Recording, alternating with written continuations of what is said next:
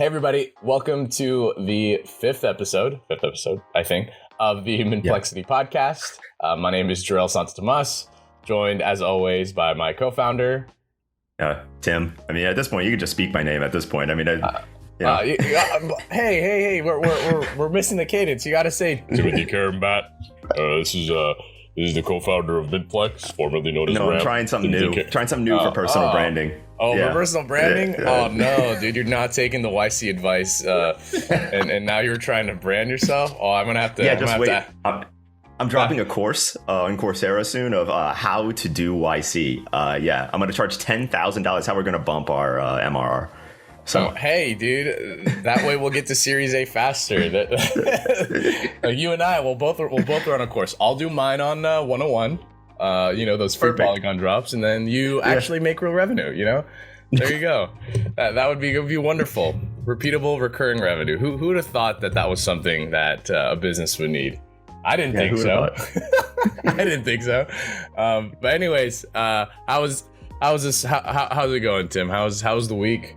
What were some fun little things you did, and what were some challenges you had this week?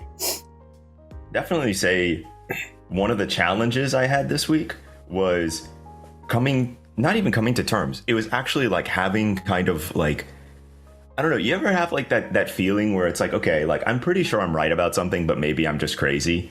And then something happens and you're like, wait, maybe I'm not crazy. And it was the whole like royalty argument. And like, so I'm writing something on Medium right now. This is not thought leadership, by the way, for anyone who's listening. I am not a thought leader. No, it is thought leadership. For everyone listening, Tim is fully branded. His new bio will say thought leader. Lots of thoughts.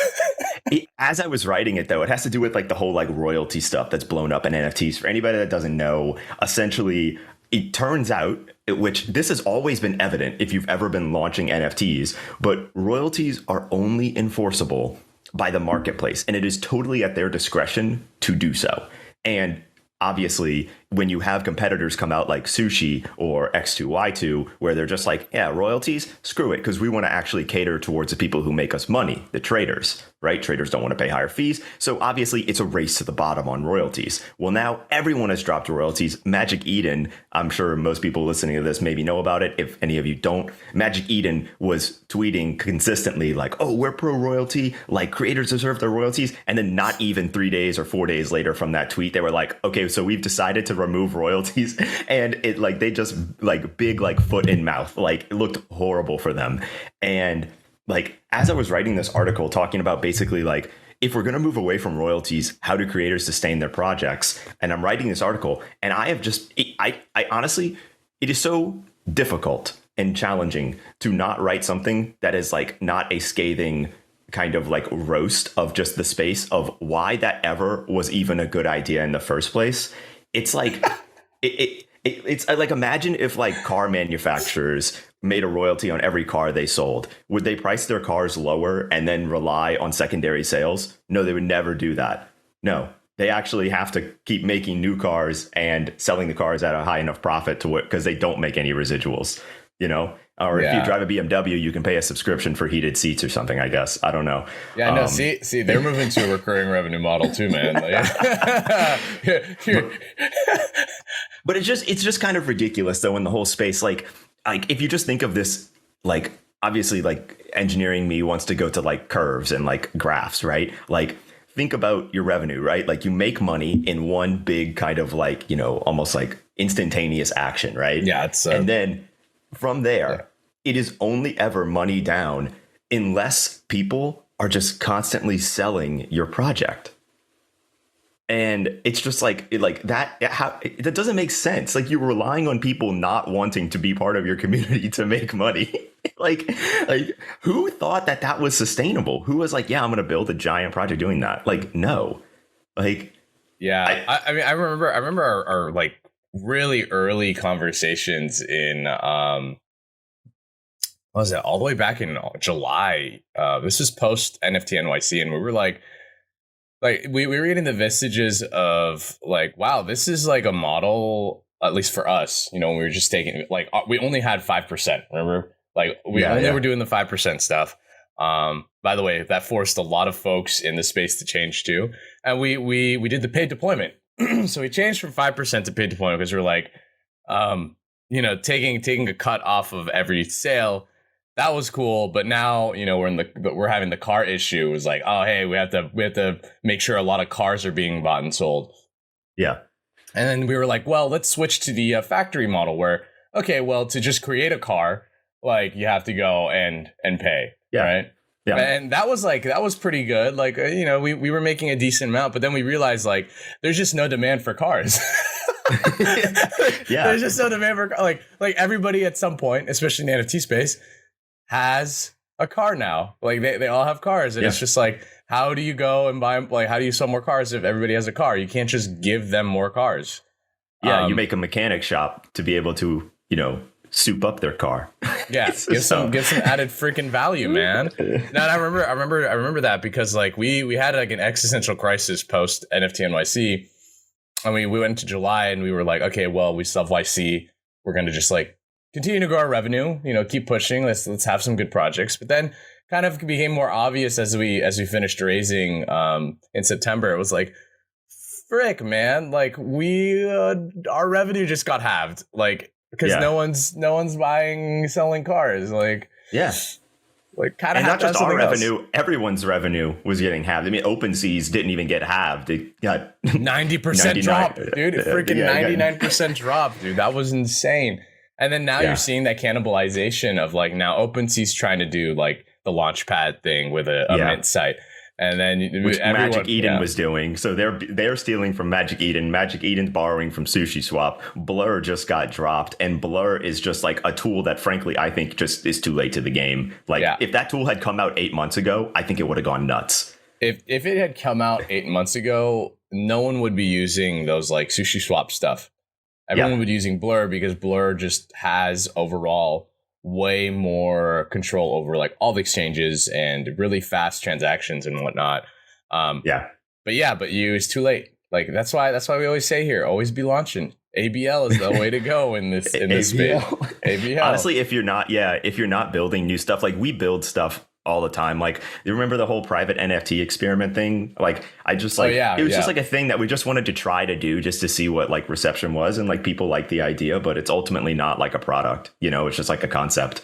And it's just like, it's like, because that's an experiment. I mean, we just dropped ERC 20 plus, which is what we're calling it, but basically it's like ERC 20 with all the minting mechanisms of I realized we should have 721. I was gonna say I feel like we should have called it ERC 20 minus, because the reason why is that we removed the ability to add a liquidity pool. So I was like it's kind of like it's like ERC 20 that has more functions, but then like the main function most people know about ERC 20 we've removed entirely, which is like trying to like buy in early, hold it, and then dump on retail. Like it is you have a very, very strict conversion fee, so like you can't which actually we might need to be more strict on that, Tim, honestly. Where it's like, hey, once you set price you can't change it anymore or something like that within a certain time period.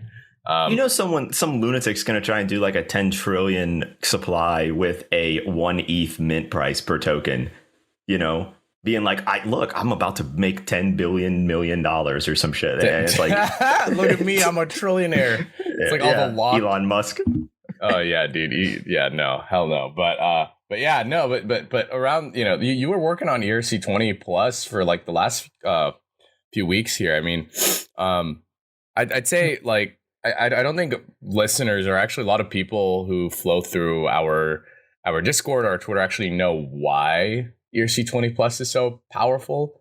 I know like we were trying to tilt the same thing about 1155 months ago, and like now we're and now you see people finally using 1155. Like in April, I was just like, I made a video for our YouTube channel in like June, and I was like, ERC 1155 guys, this is gonna change the game, yada yada yada, and then like that got like 10 views, and then now we're seeing like so many more people using 1155 because it's just way better.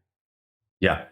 Well, like actually we have a musician yesterday who I was talking to on Intercom, and they used the 1155 contract because they want to basically make like almost like I guess you would call it like a discography collection where each token is a song that they're dropping. So they have a token 1, and then that's a song, and it has a 30 supply or 45 supply or whatever they want, and you can go and buy one of those copies and it'll show up on OpenSea. When they drop another song, they don't need to do another contract. They can just add the token and then do the mint site for their contract, because that's how, like, for people who haven't used our 1155 contract, each token literally acts as if its own project, as if it was its own project, but you don't need to deploy a new contract every single time. So you pay like nothing in gas. And so what basically happened is each token has its own supply, price, allow list, mint site, analytics. Like it has, it's literally its own thing, but just they all share the same metadata, and it's really nice. And yeah, I remember, now finally people are savvying up to the idea of like, wait, like I can make these extendable collections that just go on and on forever. If I want to do a 1 of 1, then I just make a token with a supply of 1, Yeah, it's fucking crazy. I told you so. I mean, talk about things, like both of us, we started this conversation of like, what were the challenges and all that type of stuff. And you said, hey, like, I feel like half the time, like I'm crazy or we're crazy. And then something happens and it's like, okay, no, there's something fucking there. Yeah. It's like, I'm not a lunatic. Like, I'm actually not as dumb as I look. Like, and now we're seeing ridiculous. That. It's like, but it's like a 6-month lag. Like we throw these things out there and we're like, yo, this is some really cool stuff you can do that adds real tangible value, right, to your projects, to your business. And it's like, but it's just not the hot thing yet, Yeah. And I think this ERC20 stuff could be like, again, I bet you in like 2-3 months, we're going to start seeing the adoption of these like social tokens that don't have liquidity pools, and the reason they're not going to have liquidity pools is because if you have one, the SEC will knock on your door almost instantly the second it hits SushiSwap. And like, that's the thing. Like, people have always thought ERC20s are like, oh, those died with the ICO boom, right? Which was just like, I mean, people think like, oh, some NFT projects are rugs now, like Pixelmon or something like that. Y'all don't even know what happened in the ICO boom. Like if you think that's a big rug, like the ICO boom put that shit to shame. Oh my gosh. I still remember the peak. Yeah. I remember peak ICO boom. It was like everybody and their moms were creating like a Shiba like derivative. Oh yeah. It's something Inu. Always something. Even now, if a meme happens, if Elon Musk tweets something, I'm almost positive someone has some kind of like bot out there that watches Elon's tweets, picks a keyword from every single tweet that he makes, and then makes a token, an ERC20 token, and deploys that and puts a small liquidity pool behind it. And then that gets pumped into infinity, and then they dump it almost instantly. I mean, we've seen this 1,000 times. Every time there's a meme, you find there's a meme coin some random person made that of course is not doxed. It gets pumped and then goes to zero in like 24-hour cycle. It's ridiculous. Like that is honestly like that is a shameful use case straight up of ERC20. Like ERC20 can be so much more powerful, which is what we were aiming to accomplish with this new kind of ERC20. Basically, it's an ERC20. You as a creator can set a supply or have an infinite supply, doesn't matter. Each token has a price like 0.001. You typically want to keep it low unless you are literally selling to trillionaires. And then you would want to basically have a mint, and we actually give you a mint site now. Like basically everything that you can do when it comes to minting an NFT, all of those mechanisms, all those like kind of weird incentive caps and like wallet caps and all these other things. All of those apply now with an ERC20. And the reason that you would want to do this is because now you can actually bootstrap your NFT project that's going to be having hopefully utility in the future. So like, I know I'm going to build a subscription utility. If you hold it, you get a subscription box. Well, that costs money to start up because I need to go and like, buy the supplies and stuff like that. I can launch a token and then have it to where, it's like a supply of like 1,000, right? And each token's priced at something. When the mint comes to buy the subscribable NFT, I can have a regular mint price of like 0.3, but then have it to where you can buy it with an ERC20, the one that I just made. So for, one token or something like that, or whatever the value should be. Now you can actually bootstrap your ideas before having to jump into the logistics of like, okay, you make an NFT project, I want to provide value, all that stuff. And so that's what ERC20 does. It's just a token. It's like a Chuck E. Cheese token. You buy it, it's your early entry, and you redeem it later. Yeah, it's Chuck E. Cheese's. Chuck E. Cheese, guys. No, maybe I'm dating myself on that. Is Chuck E. Cheese still even? Are they bankrupt? No. They're a ghost kitchen. That's how they're keeping their stuff alive. Who the hell's eating Chuck E. Cheese pizza? Like I said, they're a ghost kitchen. So like they pretend to be other. They pretend to be other. Like they'll call themselves something like Pizza Galore or whatever. Chester E. Cheese. Or something. Yeah. And then they'll list themselves on like DoorDash, and it's actually just from Chuck E. Cheese. What the what? Yeah, as long as they have like multiple DBAs, they can set up as many ghosts. It's all their kitchen, but like they can set up a lot of DBAs that does a dude in a mouse costume deliver the food? I wish that would actually add real value to their pizza. Jesus, it's like cardboard. Hey, we're not sponsored by Chuck E. Cheese. We're not. Yeah, we just lost our Chuck E. Cheese sponsorship. Darn it. No, but what I was gonna say is that something that we noticed a lot in this last year was a lot of people would not have their art done. And would go and just do like a really like it would be one picture, and then they'd have it like, basically the pre-reveal stuff, right? They would just have 100 of these or 1,000 of these, just like not revealed yet tokens, NFT tokens, right? And they would just do their drop that way. And then it would be like 3-4 months, 5 months later, and they'd be like, okay, yeah, we're finally gonna do a pre-reveal because they finally freaking finished the artwork. And then that was what they did. And it just was like so stupid, because it's like, why would you give them bloatware? Why would you give them like this useless NFT that doesn't even have any of the utility yet? Because now it's a fungible token. It's literally fungible. Like you got 1,000 identical tokens. You have no idea what it's going to do yet, but you're just trying to raise money so you can do the next step. The next thing. Which is your product, which is actually fucking building your product. So that was like our big thing, is like, why do you even need metadata? Why do you even need an NFT to do this if the objective is I'm going to raise money first in order to get me to my next stage, and then I'll drop an NFT that then like actually does fucking something. Right. So it's just like, here, use the ERC20, go bootstrap. And like a good example of this actually is Abe with like Dear Dorgs. Like he launched a Dear Dorgs with us, and then he has, I think it's a stitchnft.io, which I'm actually repping his thing right there. Shout out to Abe. Yeah, love you, Abe. But like that right there would be a perfect use case. Costs money to buy shirts, costs money to buy thread. He already has the machine to do so. Could launch a token and then have that token be the precursor to buying the raw materials that then he can then set up the NFTs that are later redeemable, purchased with those ERC20s. And they can go and get their actual physical item. They can now get their real physical item. Perfect use case right there. Minimal setup required, because you don't even need a JPEG for ERC20. Yeah. So it's the just hard part, the metadata, it's literally pre-ordering. It's literally a pre-order system. Like, God, that's literally the best way to talk about it. It's maybe we should have called it ERC20p. ERC20 pre-order. Plus still counts. I guess it kind of works. Yeah, it's like a stand-in. But like, the thing is, we released the buy with ERC20 on the, like, that was part of our contracts all the way back in May. We've had that's been functionality there forever.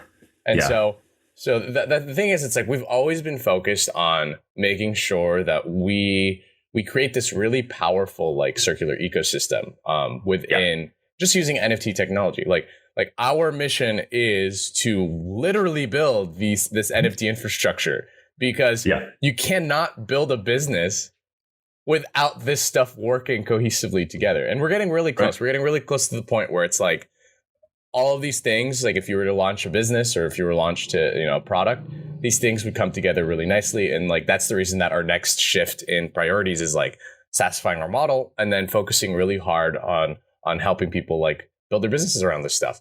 So, and speaking of businesses, the Reddit was just recently in the news, shifting gears towards more news stuff.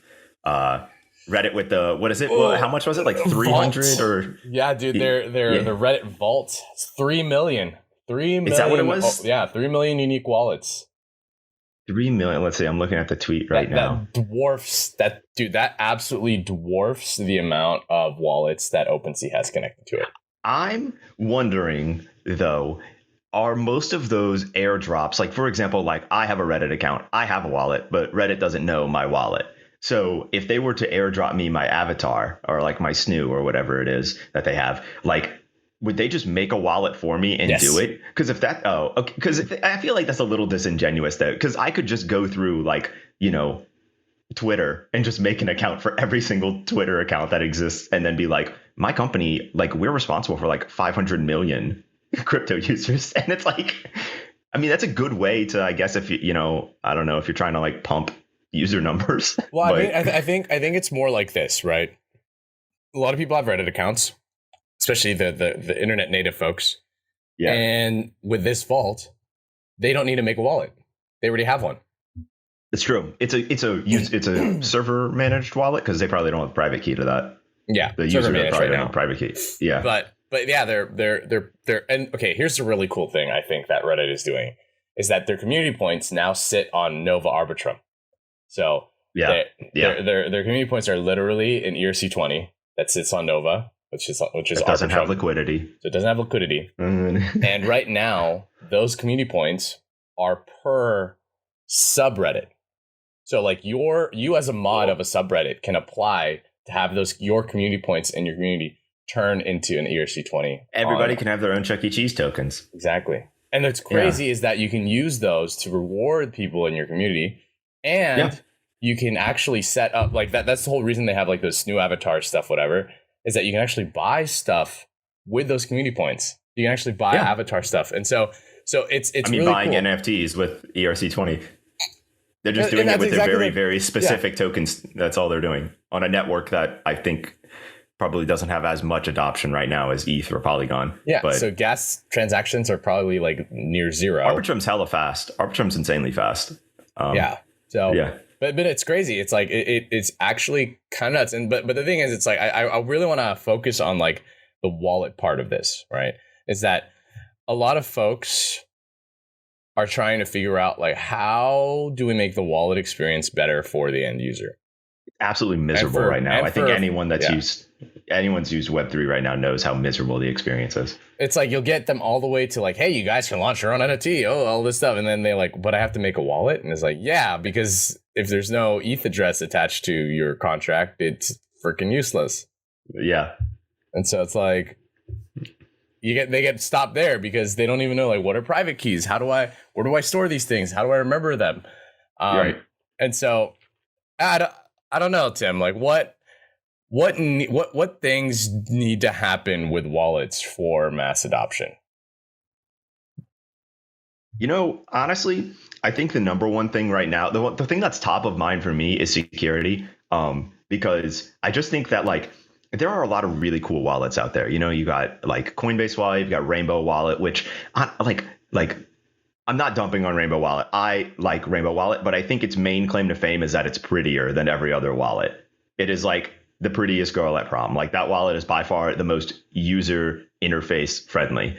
But I think all of them across the board, especially MetaMask, are lacking in security features. And I think that's just the nature of the ecosystem right now. I don't think that's any one person's independent responsibility. But like at the end of the day, if someone feels like they can go and get their like everything that they own stolen from them, that is not good. Like, I guess you could argue like, oh, well, it's the same thing if you like, have your Gmail password, right? And your Google account's linked to everything. It's like, OK, yeah, you can lose that, too. But it's like you can email Google and get like your account back, like you can do those things. Like there's also 2-factor authentication. There's security alerts. Like if someone logs into your account, it'll email every single email you've ever associated with that account and say, hey, there's a security alert on your account. Like if someone used my private key and opened up a MetaMask in some random other place that I've never visited in my entire life, MetaMask is going to be like, oh, cool. Hey, like, and just think it's me. Like, nobody knows. Nobody cares. There's no kind of system there to be like, hey, is this you? You know, like that doesn't exist because you can't change your private key.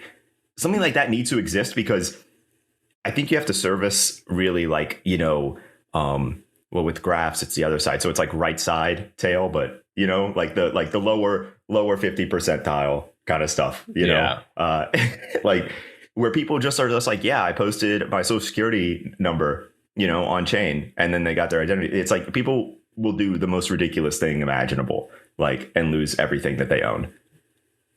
Yeah. I mean, like it's a lot of people say like, oh, hey, it needs to be education, needs to be education. I'm fucking sorry to tell you this. Like, if you make the behaviors way too different, you're like, no amount of education is going to convince someone to be better. Like, I also, remember, yeah, I just remember everything. Yeah. Yeah. Well, also, it's not easy, though. That's the other thing. It's like once you're in crypto, it becomes pretty simple. It's like, yeah, you just got to like sign that message, or like, yeah, you just got to look at the contract address and make sure that's the same contract address as the one you're trying to, like, most people, like, they do one singular thought step and then there are no subsequent thought steps. Like it is just like single action, and that's all it needs to do. I mean, that's how, like, yesterday that tweet that was shared and it looked like Bloomberg, but it was Blomberg.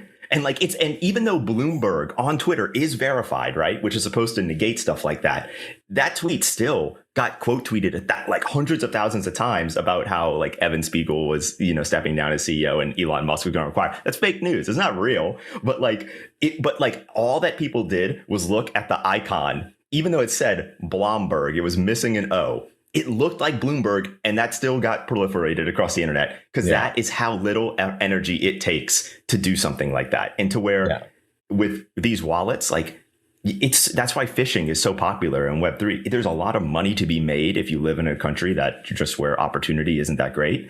Like you can just go and phish all of the trust fund kids in New York for their wallet info, and like you'll be the richest person in your entire like village. You know, area. Yeah, village or area or wherever they are. Your fishing village.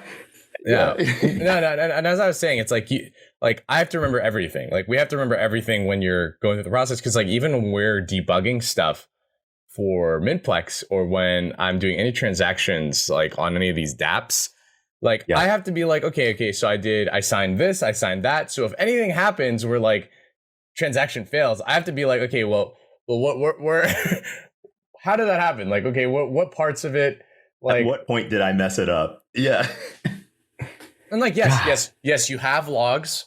Like the cool thing about the blockchain is you have all these things logged, but there is something called too much information. Yeah. Like, it's just like, and mind you, Tim and I are Web3 native guys. We've literally been doing this for almost 2 years now. And it's still a pain in the fucking ass, dude. It's a pain in the ass. So it's just like, and like education is important. Let's not like say that education isn't a solution, but it is one facet of a much larger effort that needs to be undertaken in order for people to feel not only comfortable in Web3, but also like want to do it, because you can guarantee like no one's going to put a large amount of money on chain if they are even slightly hesitant about it, right? Like they're not going to go and do these buy-ins. They're not going to contribute to the ecosystem or anything like that because they're just scared of getting everything stolen, and it's totally irreversible. That's why that call that we had yesterday with the well, I guess we can talk about this because they told us that this is how it works, and it's open source. It's open. Oh, it's also open source. So I'm sure we can mention names. Like it's fine. But yeah, we talked to the Unlock Protocol guys yesterday, which are like geniuses in their own right. And they were telling us how when it comes to kind of transfer rights on subscriptions for Unlock Protocol, the transfer right is held in a different wallet, like your ledger, than the actual ownership. So I can go around in my hot wallet being like, yeah, I own this. Yeah, I own this. Yeah, I own this.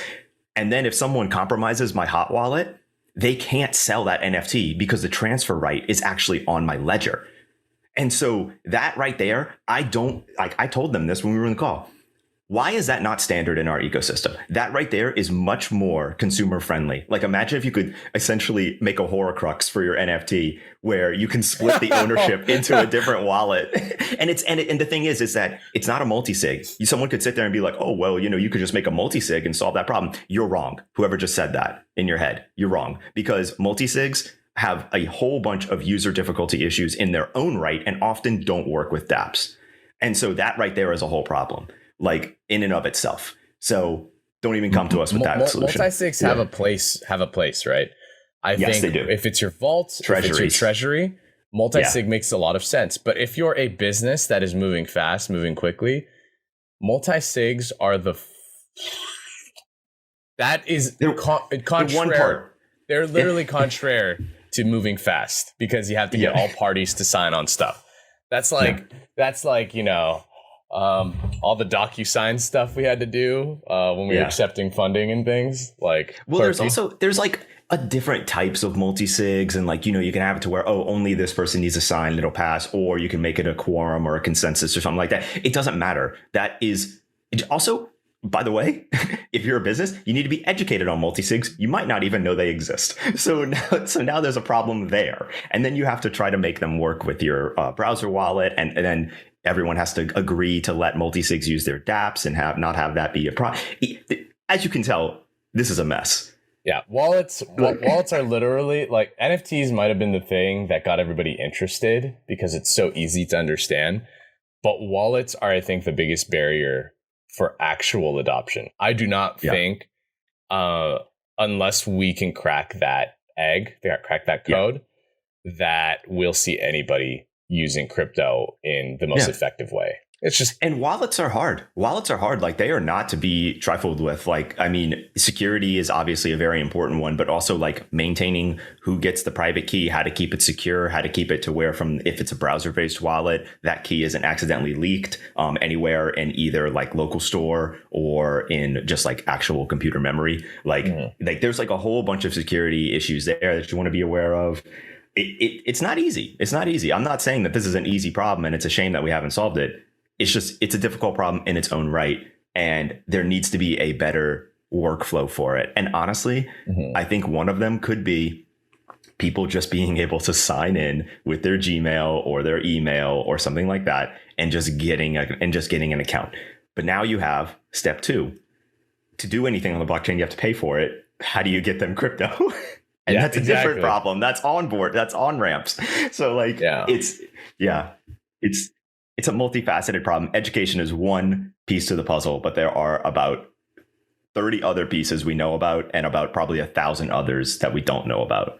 So I think it's going to come down to people even just getting comfortable with loading with like just funding their wallets. I think like with Robinhood, like the whole concept of like trading stocks there, like it's very obvious why you get onto Robinhood, you log in, you connect your bank account and you start, trading, right?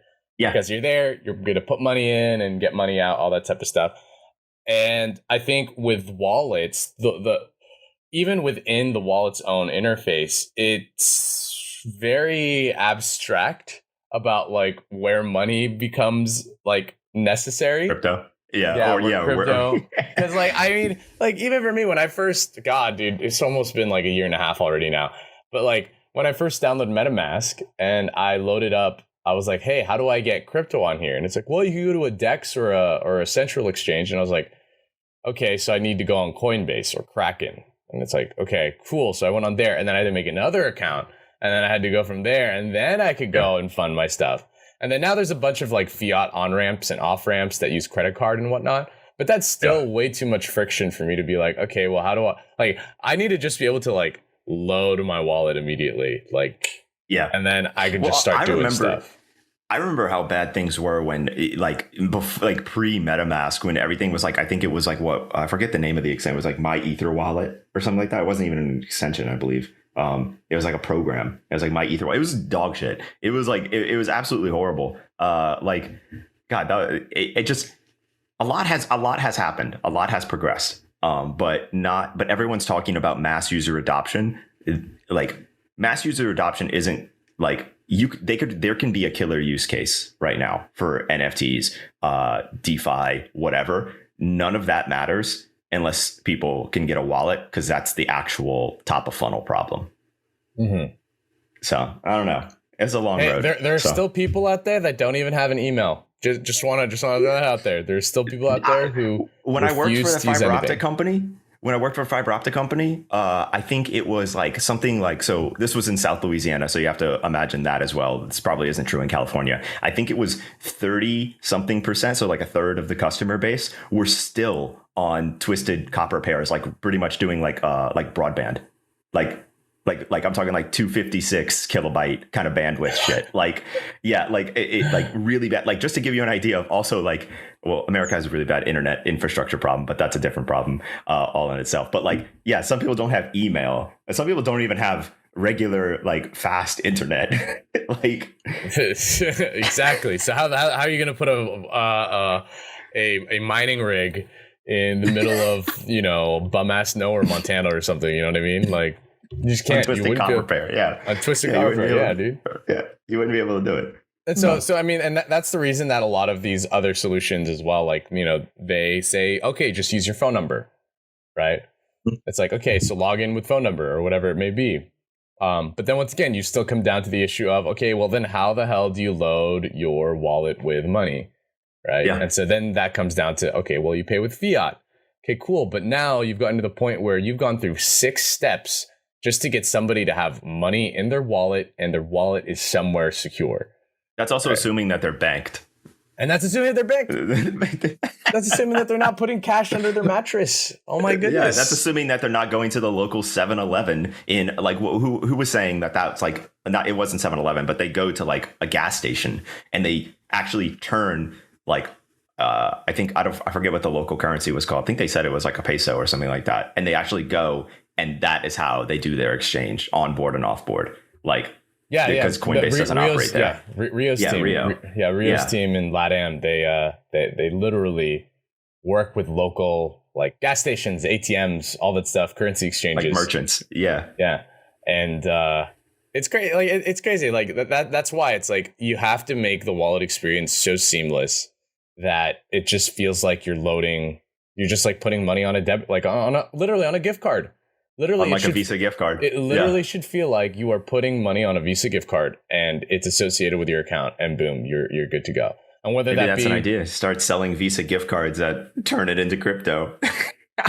Well, we know people that do that. We know people that are doing that. Yeah. You know, it's crazy, and I don't want to open this rabbit hole. We can talk about it later, but like for the longest time, and I was back. This is all the way back in the early 2010s. When like Riot Games was like starting to like become more prominent. Like my brother was playing a crap ton of League of Legends and whatnot. And I just remember for 2 years, for you know, his birthday for 2 years straight, he all he would ask was for Subway gift cards. He was like, oh yeah, like just give me like for my birthday, just give me a Subway gift card. And we're like, you don't even eat Subway, dude. You don't even eat Subway. Like, why are you doing this? And as it turns out, Subway gift cards, they had some, like Riot had some sort of weird deal with them that you could actually exchange Subway gift cards in their system for Riot points. So that's their in-game currency. Yeah, it was such a weird pairing.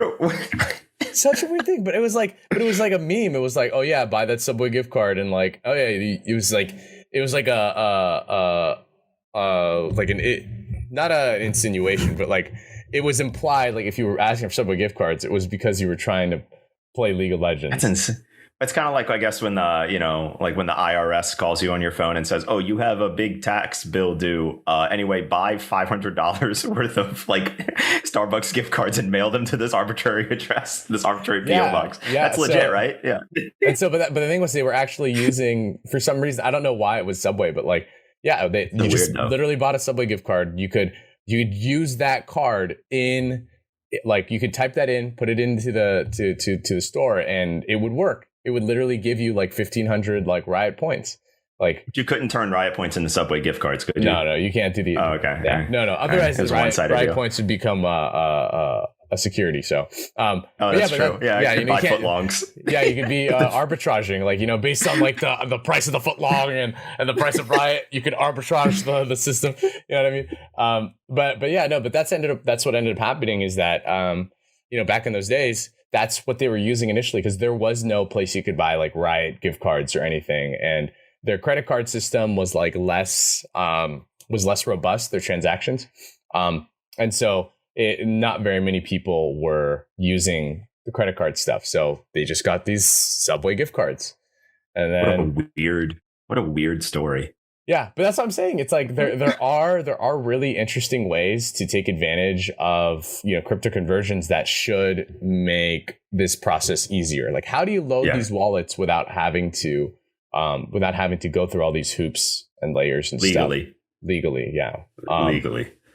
And so yeah, and that's really all that I'll say on that end of things. I mean, and it's really up to the builders in the space to figure out a really solid minimum viable like process that is the most useful. That's what DeFi should be working on, instead of trying to guarantee 7% yields off of magic money.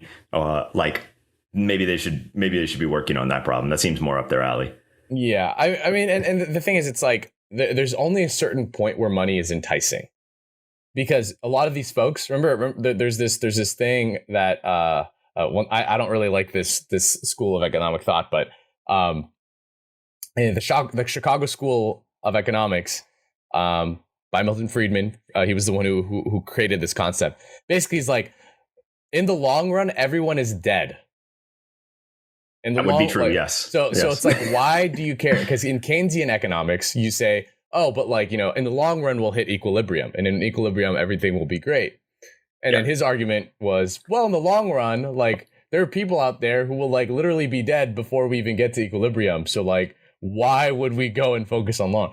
Like, specifically in crypto, because it makes more sense in like larger economic forces to think about the long run. But specifically in crypto, the long run does not exist. So the long run is a 10-year time horizon is extremely. That might as well be. That's a proxy for infinity. Yeah. And so that's why it's really important. It's like these 7% yields, these 20% yields, all that type of stuff that guarantees something in a year. That is like freaking bullshit up the ass. And like, you really you really, really, really, really need to think about, how do we actually get people to want to use this technology in the short term? Because that's what's most important. Like, get people to a point where it just makes sense to use a wallet. Entice them into that. Don't promise these 7-8% yields that no normal consumer is going to use. No business, by the way, is going to use, because it's just not, like, even for us. No one's going to put a 401k on chain, like into on chain assets, especially right now, especially with all the stuff that DeFi collapsed with, like Three Arrows Capital, like, pretty much liquidity causing a contagion essentially from borrowing so much. Yeah.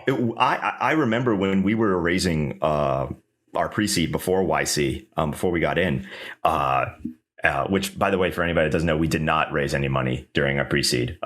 So it was hard for us even then. I remember talking to one specific crypto company, which I know you know what I'm talking about.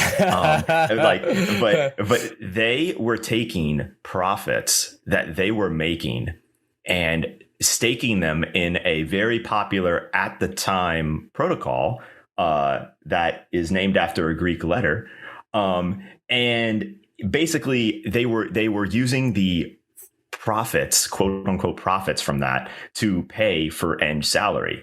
As you can imagine, a couple months down the line, when that entire protocol, I think, dropped to a third of its initial value, so did all of their profits that they said they had, but now they do not.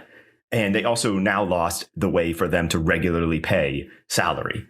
So like that right there, I think, is a very clever idea, but played out very poorly because of all of these problems that we've been talking about. If you are a business, you can put your money in treasury bills, right?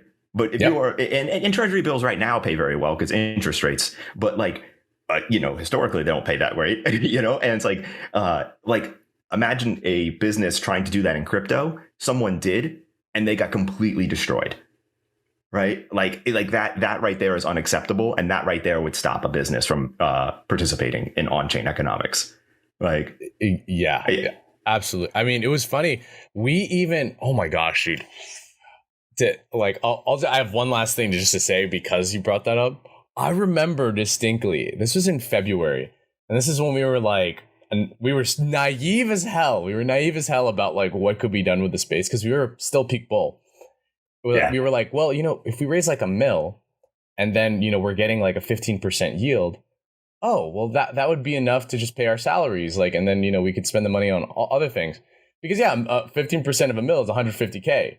And so it's like, and that would be monthly, by the way. These things are promising 15% monthly yields. Yeah. Like we're talking 17,000 plus % ARR. Like, so we were like, okay, great. I mean, like APR. APR. Like, we could like, we were like, no, this totally makes sense. Yeah, we'll raise in February, March, and then we'll just pay ourselves with the 15% yields that we get every month. And then we could use the mill on other things. We could use it on like building software, headcount, marketing, all that stuff. Yeah. And like, holy shit, were we just absolutely in the wrong. It's cringe to even think about. It is cringe to even think about. Like, I wouldn't even like now, just having gone through the process of doing all this and everything that we've gone through, and like, since we've started this, I wouldn't even dream of doing something like that ever. That is such a bad business practice. That is such a bad business practice, full stop, period. And I'm sure at the time, had we mentioned that to any investor, had we talked about that idea or that plan, they probably would have been like, no, like you should really reconsider that idea. And that is why it is important to have investors that give a shit about you, and will give you good advice, even if it's not the advice you want to hear. Yeah. I mean, it's not even just that. It's just like bad business, yo. Like there's no such thing as free money. There's no such thing as like, once again, money has to come from somewhere. If you're getting these 15% yields, like that money isn't like, they're not the Fed, they're not the government. They can't just print more money out. Can't just print money. So unless it's, an ERC20 token, but that's different. Yeah, but even that has like little value, you know what I mean? And so exactly.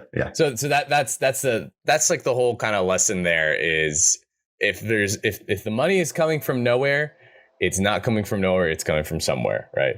Yeah. And so, what it was coming from was all the retail investors that naively put their money in there and became liquidated in literally minutes.